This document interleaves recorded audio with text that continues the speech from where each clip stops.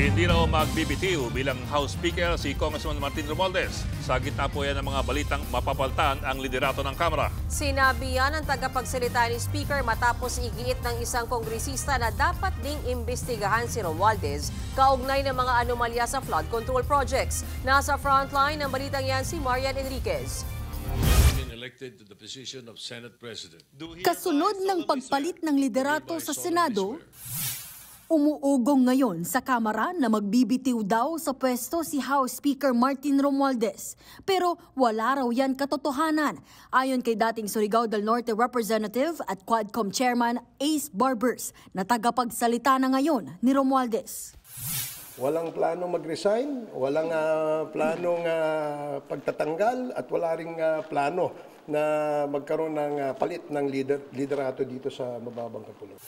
Paliwanag ni Barbers, bakit magbibitiw si Romualdez kung higit 70% naman daw ng mga kongresista ang sumusuporta sa kanya. Kaninang umaga nga, nagkaroon ng meeting ang political party leaders. Present dyan si Speaker. There's no reason for the Speaker to resign or step down. The clamor is not among the members who gave their full trust and confidence in him.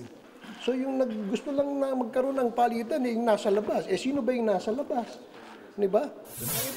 Gate pa ni Barbers, walang kinalaman ang pagtatalaga sa kanya bilang spokesperson sa pagkakadawit ni Romualdez sa iba't ibang issue tulad sa maanomalyang flood control projects. Nauna kasing sinabi ng nagbitiw na National Unity member na si Cavite 4th District Representative Kiko Barzaga na dapat ding imbestigahan si Romualdez.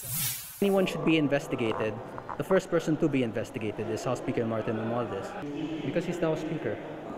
I have some personal knowledge. Can you elaborate, sir? I will not be elaborating that yet.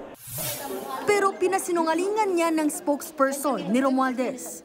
Hindi po nakikialam ang ating speaker sa usapin ng partido, no? Dito sa ating mga miyembro sa mababang kapulungan. Hindi po nakikialam ang ating speaker sa anumang proyekto na pinatupad diyan sa loob ng distrito ni Congressman Barzaga.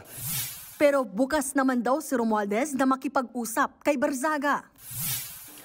If Congressman Barzaga would like to seek an audience with the Speaker at any given time, the Speaker would be available, no, to give him that time and discuss things or ask clarifications directly from the Speaker. Ipinaliwanag naman ni Barbers kung bakit pansamantala siyang itinalaga bilang spokesperson ng Speaker.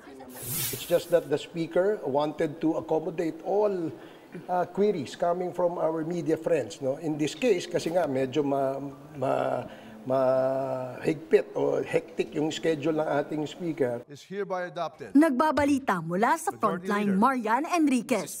News 5. Mga kapatid, Ed Lingaw po, maging maalam at may pakialam sa mga napapanahong balita sa ating bansa. Para sa mas malilimang pagtalakay at paghimay sa mga issue at headlines, mag-follow at mag-subscribe sa social media pages ng News 5.